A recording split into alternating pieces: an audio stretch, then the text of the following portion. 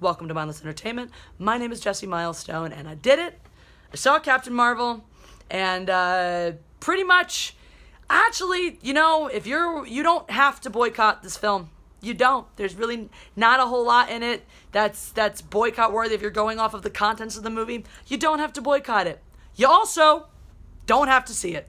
There's nothing special, remarkable, awesome, brilliant, noteworthy, meaningful in this film that could possibly compel you to see it. There's also nothing that has to do with Endgame whatsoever. Like, absolutely nothing.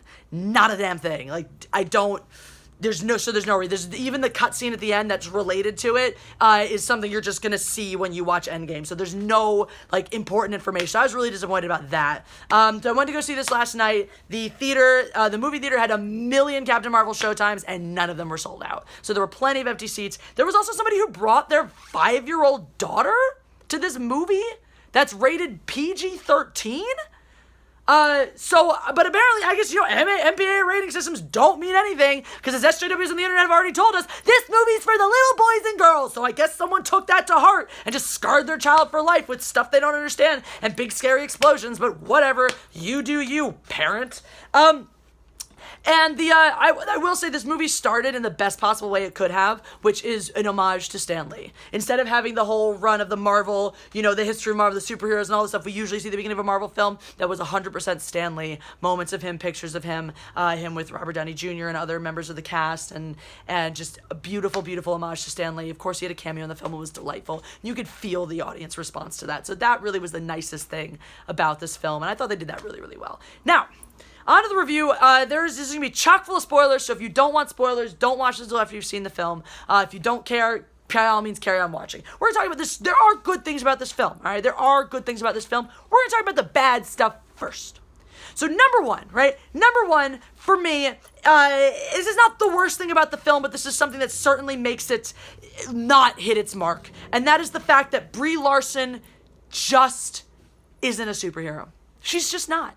Not everybody can stand on that screen on that kind of in that kind of setting and have the kind of gravitas and power and punch that it takes to be a superhero. She just can't do it. It's not there for her. Whenever she's in her moments of commander and whatnot, she's just too soft. She's too delicate. The way she talks, fortunately for me, was not as Valley Girl as I was expecting, but she sounds like a kid. She's like, I am a noble warrior hero. You're just not, Brie. You're just not a noble warrior anything. You're just a snarky little brat is how she reads. Even in her moments, which are better, I think, of her, back and forth, bantering moments and whatnot, she still sounds like a punk-ass little kid. She doesn't sound like, I'm a powerful human being who's just funny. She's like, I'm a sassy little brat in my 9-inch nail shirt. Meh, I don't even know what 9-inch nails is, but it must be edgy, because I'm edgy.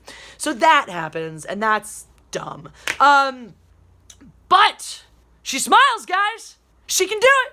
She's capable of moving her mouth into a smiling position, and it even looks natural a couple of times. Now, there are a bunch of these other moments that are just weird to me, where she looks like she's trying really hard not to smile, even though she shouldn't be in some of those moments. Some of those moments, it would be perfectly natural for her to have smiled, but she looks like she's working really hard to be like, must maintain serious face. And there are other times where it would be really weird for her to smile. I don't understand why she's having to fight it in that moment, because why was her instinct to smile there anyway? But what do I know about acting? I just have emotions and things. Speaking of which, she apparently has emotions. We just don't really get to see them. This is like a whole movie of people being like, keep your emotions in check, when her emotions are really never not in check. There's not a point where she loses it or does something crazy and people are like, you're too emotional. So unless it's some weird veiled attempt at making a comment on femininity, then I don't know. Is this what men actually do? They run around and they find the least emotional women possible and go, you need to keep your emotions in check. Because that's not real. That's not actually what happens. That's not how women are treated. There is sexism in the world. It happens. That's not what it looks like. So if that was you were trying to make some commentary with that, you done failed on that one. Which brings me to another point too, is they do make a comment on they have a guy being like, you should smile more, sweetie, which is dumb anyway, because it's just so on the nose. We'll talk about this god-awful writing in a second. It's so on the nose, and it's so ridiculous because of the way it happens. Like, let me tell you, in real life, if a guy is gonna tell a girl she should smile more because she'll be prettier or whatever, this is how it happens. He tries to initiate via a cat call, hey baby, hi, whatever it is, and when you ignore him all stony-faced and shit because you just don't care what he has to say, he goes, oh, you should try smiling more. That's how it happens in life. It's not guy on a motorcycle sees girl, tries to flirt in 8 different ways, and finishes on, you should smile more. That's not the closer. That's the opener, after which there is nothing else. I mean, there is no closure in that situation anyway. So that was idiotic, the way they even wrote that in. It was just trying way too effing hard, which was this movie, trying too hard. So you had really, for me, only one, really kind of cringy montage of let's try to make our point about feminism, with just her having all these men and boys in her life being like, you don't belong here, you shouldn't be doing this, which once again was just so, it was to the point where I wasn't upset about the heavy-handed attempt to inject feminism. I was upset about the awful way they wrote it. It just was unrealistic and stupid. People don't do that. Like, first of all, I guess her dad let her go-karting with the boys, and then when she crashes her go-kart, goes, you don't belong here. Like, why did he let her do it in the first place then? You have, everyone be like, you can't do that, you're gonna fail. When it's like, what? That's not how life works. That's not how it happens. And my favorite part is the male pilot who's like, it's called a cockpit for a reason. Said no one ever. It's just, the writing in that little bit was so effing trite that it was just dumb. It wasn't even, painful and cringy. It was just dumb. It was just bad writing. This is my least favorite part of the movie. What I think is the worst part is the writing. It is so expository. It's like they forgot, this is a movie. We have pictures as well. We can use images to tell our story. They're like, no, the pictures are just background. We're going to have them say all the words they need to say. Like right in the beginning, when Jude Law's character says something to Brie Larson's character and is like, but you already know that. If you have to have your character tell information for the sake of the audience and then follow it up with, but you already know that, you are doing writing wrong. You are doing it so wrong, so poorly, that just stop, just quit. And that's the whole damn movie. There was maybe one moment that I can think of. Or aside from one moment I can think of. The whole thing is not show, don't tell. It's tell. It's just tell you stuff. And maybe show you some of it if we feel like it. But there's a lot we don't see. All of Brie Larson's character development, all of Carol Danvers' character development, it just happens somewhere off screen and never manifests on the screen. We come into the movie, once again, people tell you, keep your emotions in check, and we don't know why she has to. We don't see it being a problem. Why is it a problem for her to use her lightning fists to punch things? That seems like a good thing that she should be doing. And she's not even doing it in an out-of-control kind of way. So why is everyone just going out of their way to be like, keep your emotions in check? That's not an issue for her. Nothing seems to be an issue for her because she can't remember it, which, by the way, is a detail we don't know until, we don't know, how she comes to be at Holland and, the full, her past, her timeline, until, the end of the damn movie. 6 years ago, she wakes up on Hollow with no memories and she just becomes a Kree warrior.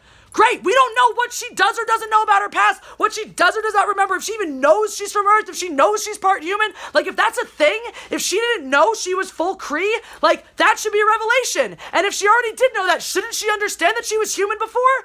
So why is it such a revelation when she's like, oh my god, I was a human before I was here? Yeah, you're not 6 fucking years old. You didn't wake up as a full-grown woman without anything that happened before that. So it just asks a lot of questions, and we don't see that development. We don't see her becoming this snarky badass that she is today. We just see her being that, and we don't know why. So there's no journey here, right? Because as we see her at the beginning of the movie, she is very powerful. She is very self-assured. She is very confident. She's like, I got this, guys. I'm so great, and I can do anything. Even if you bind my hands, I will still fight my way out against, horrible odds of being horribly outnumbered. I'll just beat you all up because I'm great at things. So she's just already off. Her biggest adversary in this film is the fact that she can't remember everything, and that's frustrating. Frustration is the biggest trial she has to face. If the biggest trial in your life is frustration, you're doing pretty well. But I guess Brie Larson probably relates to that because that is her actual life. That's probably why she played the role so well in the parts that she did, because it's her actual life. I'm just great at everything and occasionally frustrated when things don't go my way. Good job. Great writing, guys. A pluses. So basically we have a character that goes from being powerful to being even more powerful. She just, and from being frustrated about not being able to remember things to accepting what she can and can't remember and being fine with it. Like, she could have just been fine with it the whole time. No movie done. But then she just becomes absurdly powerful while it leads to a really fun little space fight where she just flies around punching Kree ships out of the air. Spoiler alert, the Kree are the bad guys all along. Bet you didn't know that from having never watched Guardians of the Galaxy. But anyway, so that is as cool of a fight scene as it is, and the stuff at the end, there's just no stakes. There are no stakes to her character. Beyond that, she doesn't even form meaningful relationships. She has like one weird fucked up one with Jude Law. She has her old best friend, and there's some tenderness there, and those are actually some of the better parts in the film. But she forges like a mutual respect kind of friendship with Nick Fury. It's not super close or super tight. Like, there's definitely respect there, and there's definitely we got each other's back. But there's not a lot of super tightness. And there's another element that my friend even pointed out to me, whereas when you never see her fighting with people. She's always fighting, and if there's other people, other allies are around, they're kind of in the background getting outshot. You never see her working with other people. And that brings me to the point, she's just not a very likable character. She's not interesting. You're not invested in her. She has very few distinguishing characteristics, except that she is literally snarky all of the time. So going back to that, keep your emotions in check, she doesn't have any. Her default is sarcasm. She doesn't open up or get soft with the exception of like one or two moments, which are fine moments. They're perfectly nice moments. But there's so few and far between that there's just so little range. And that's actually not even on Brie Larson. That's on the writers. There's so little range. There's so little arc that this character goes through. She just pretty much bounces along doing what people tell her to. She's like, oh, this is new information I have now. That changes my whole life trajectory. I didn't make this choice. Someone else made it for me. So yeah, she is a Mary Sue, and she is one with no agency, which is just such a pain in the ass with all of these female characters these days, how they write them. You're so powerful, but you just do what other people tell you to do. There's no like, oh, we see her being powerful and making bad decisions because she thinks she's so great and learning how to make better decisions later on. We don't see any growth or change or arc. She just goes from being really strong to really stronger. And it's not that interesting. So that's a problem for me. The predictability of the writing is a problem for me. You know who the scrolls are. Like, every time they're shaped, ooh, which one's going to be a scroll? You know. And so many of the little things that could have been surprises, they just gave away in the trailers. And the other thing for me, too, that was irritating, this movie was presented to me like this was going to be a 90s period piece. And that was the part I was excited for. There was not enough 90s music, there was not enough 90s paraphernalia, and the stuff they did throw in was it was like they were pointing to it and going, look, it's a 90s thing! And you kind of knew the jokes they were going to make before they made them. Like, she lands in the Blockbuster, she sees the security guard, she asks him where she can buy communications equipment, and you know before he does it that he's going to point to the Radio Shack. And he points to the effing Radio Shack. So there's just not a lot of surprises in this film. You anticipate every turn, and the way the pacing works, there's just a lot of dead time. There's a lot of time where nothing is really happening. And it's not bad per se, because they do actually put together a very good cast and a lot of good supporting characters that help drive it along. But a lot of this movie's talking. A lot of this movie is just people talking and then some punching being thrown here and there. It's a little bit of violence, a little bit of action, you know. The other thing I really didn't like about this film is this does tell you how Nick Fury lost his eye, and it's stupid. They do a cute little moment earlier in the film, which I did like, where he gets in a car crash and his eye's a little fucked up, and he's got ice on it for the whole next scene. And someone goes, oh, hey, how's your eye? And everyone's like, oh, and he takes it off. And he's like, it's fine. So you're like, ah. Now, I wish if they were actually going to make that a thing, they would have done this. They would have played that. That's a game they could have played a little bit harder. They could have revisited that one or two more times, you know, because, like, that's the audience being in on that joke. They could have done that with more severity, with, like, more and more likelihood that his eye got, like, ripped out. And then maybe having it done in a dumb way would have been okay. If you see how much peril this eye has gone through and survived, having it scratched out by a cat, might have been a little more validating. Yeah, you get scratched out by a cat. Sorry, a flurkin. Goose, not a cat. Goose, best part of the movie. Goose is a flurkin. What's a flurkin? Not really sure, but it can shoot giant tentacles out of its mouth and eat all kinds of things, like people and Skrulls and Kree and Tesseract. Just eat the Tesseract, so it just swallows the Tesseract for safekeeping, because that's what he does. And then apparently gets annoyed at Nick Fury for holding him too long, like cats do, and scratches his eye out. Yay! So that's was that part was done, but Goose is great, is adorable, such a wonderful kitty, such a great movie cat, and it's so unexpected when tentacles just fly out of his mouth all of a sudden. It's just excellent. So Goose, best part of the film, hands down. Only good part of the film. This review's over. Bye. Just kidding. Just kidding. It's not the only good part about this movie. There are other good things about this. How could this movie even be watchable with such horrible writing and such a terrible lead character? Well, to her credit, and to the writer's credit, there are some fun buddy moments. There's a lot of the interactions, like the sort of more pedestrian interactions, are fun and well written. When they go for humor, they pretty much hit their mark most of the time. It's not quite as explosive as some of the other Marvel films, but they do hit it. And when they do, it works. And those are the moments that sort of keep you in and keep the movie flowing and keep it watchable. I think Brie Larson, with the exception of sounding like a snotty teenager, does pretty well in those moments, in those interplay moments. Obviously, Samuel L. Jackson is brilliant. The standout in this film is the woman who plays Maria Rambeau. I'm blanking the actress's name right now. I can see it in my head. I just can't put all the syllables in order.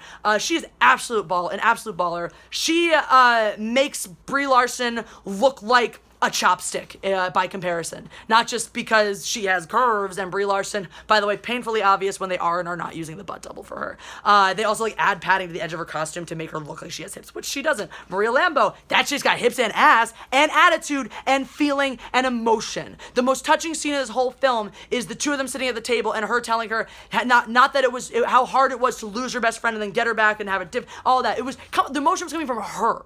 And the way she plays this character who's hard but sensitive, who's a single mom but a fighter pilot, and like all of that interplay, all of that those dynamic levels with her were what made this, what elevated this film to a slightly more watchable level. Ben Mendelsohn was great. Really, all of the tertiary characters were fantastic. I thought they just did a brilliant job. So like, unless those tertiary characters come into play in Endgame somewhere, nothing relevant to Endgame. As I said, the cutscenes at the end, if you're curious, the very, very end one is just the cat Goose throwing up the Tesseract that he swallowed. And the other one is Brie Larson popping in, and the Avengers are all sitting around after the ones that are remaining have been poofed, and they've got Nick Fury's pager, and it goes off. Like, why did it go off? And she appears behind them and with her usual stone face goes, "Where's Nick Fury?" And that's it. That's all. I'm sure we're gonna see that again played out, in real time on the film. So that's it. That's the film. It's got some funny moments. It's got some pretty okay action. I'd say some well done action sequences. Some underwhelming. I mean, the film overall is just underwhelming. It's for a Marvel film. It's for a Marvel film that's going to be a fluffy one, which is fine. Like, you can have a fluffy Marvel film. It should at least have that fun roller coastery feel, even of like Thor's origin story, right? Thor's origin story, with the exception of Loki, had not a whole lot of relevance to the the whole rest of the universe and stuff like that. But it rolled along. It was fun. You enjoyed it. You were on board. There were just a lot of moments in this movie that just didn't. You don't feel this movie in your soul place. It doesn't really. It only hits me in the fifis that one time where Maria Rambeau starts getting all soft and stuff like that. Now I hope she comes back because she's an effing baller and I do want to see more of her. And the kid, her daughter, Monica, is excellent as well. So I'm assuming we're going to see more of that character, at least, if not, probably not the actress, but probably see that character at some point, in the future, because time passes and whatnot. So I'm expecting, hopefully, to see Monica Rambeau in, future Avengers movies, possibly even in Endgame. Who knows? But it's just, you can skip it. You really can. You can miss it. If you weren't going to see it, miss it. Alita is hands down the better movie. There's no contest. There's no question. If I was scoring this on Rotten Tomatoes or on anywhere else, I'd probably give it like right down the middle, 50-50. It's not so horrible that it's unwatchable, but it's not a good movie. It has good moments of it. There are elements that don't suck, but it's not a good movie. As far as the MCU goes, it's definitely one of the bottom of the barrel there, and it didn't make me cringe that often in regards to the female empowerment stuff, because that was another thing, right? This didn't really feel like a female empowerment movie. It felt like Brie Larson's character, Carol Danvers, really bad at things and had to get better at them, and people made fun of her because she sucked at stuff. So it fell short of that mark. It was even going for feminism. It just kind of fell short, I think, of every mark that it was trying to hit, So that's it. It's just solid D plus, C minus kind of film. You can get through it. It's not going to make your eyes bleed, but it's just not. Go see Alita instead. That's all. Anyway, if you enjoyed this review, press that like button. That's how we do on Mindless Entertainment. Drop your comments, share the video. All this stuff helps the channel even more than you even know. Click that video popping up. Get involved with me. That will give you things like Patreon, t-shirts, all of my links for social media. The links are in the description as well in the video itself. So go ahead and check that out. Business contacts if you want to get more involved with this channel and help it grow. All of that is so appreciated. And that's it. That's what we got to say. So, I mean, hopefully we're mostly done talking about Captain Marvel. I'm sure there'll be other stuff. But in the meantime, let's